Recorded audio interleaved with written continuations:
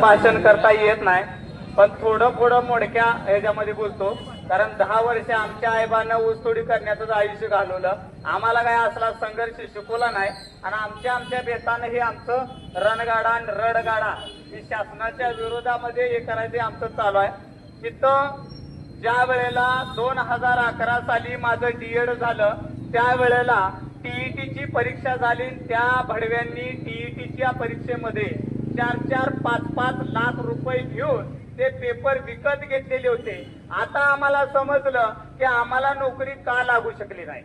आम्हाला हे पेपर फुटल्यानंतर कळालं की आपल्यात क्वालिटी होती, पण पैशाची क्वालिटी या प्रस्थापितांच्याकडे होती, त्यामुळं आपल्याला नोकरी लागू शकली नाही.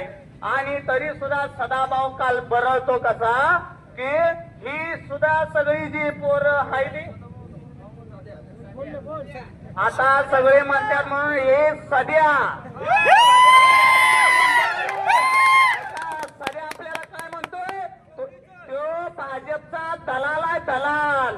आणि आपल्याला काय म्हणतोय माहितीये का, ही सगळी जी आहे ती ही नक्षलवादी आहे ती. अरे त्या भडव्याला मला सांगायचंय, सोलापूर जिल्ह्यामध्ये जर तू पाय टाकला, तुझा पाय तिथंच नाही काढला तर आवळात सांगणार नाही.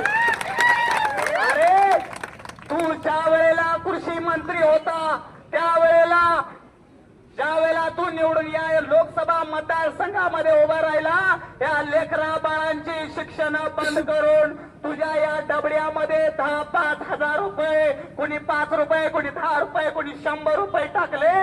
तेव्हा तू कुठं बोलायला लागला भडव्या, मला तुला सांगायचंय, या ठिकाणी इथून पुढच्या काळामध्ये या सगळ्या मतदारसंघातलं घेतलेलं पैसे महागारी दे आणि मग या लेकरांना नक्षलवादी मान. अरे खरा नक्षलवादी शासनाचं पैसे हाणणारा आणि कडकनाथ कोंबडीमध्ये 200 कोटीचा घोटाळा करणारा खरा तर चोर तू. आणि या सांगोल्यामधील या आमच्या सांगोल्यातल्या गरीब जे रोज करून खातोय, घरातल्या कोंबड्या येऊन हाटीला तापतोय, त्याचं बिल तुला देता आलं नाही. 5 रुपयाचा कोंबडी चोरतो, आमच्या पोरांना म्हणतो नक्षलवादी. तुझ्या बंगल्यावर तुझा बंगला कुठं आहे मला माहित आहे, तू कुठं उतरतोय तू मला माहित आहे, तुझी ग्रामसभा कुठं भरते ते मला माहित आहे. अरे सांगलीमध्ये 10 वर्ष ऊसतोडी केलेले जे अवलाद आहे नाही, तुझ्या घरावर हे विद्यार्थी सगळी सोड ना, तुझा राजीनामा घे ना.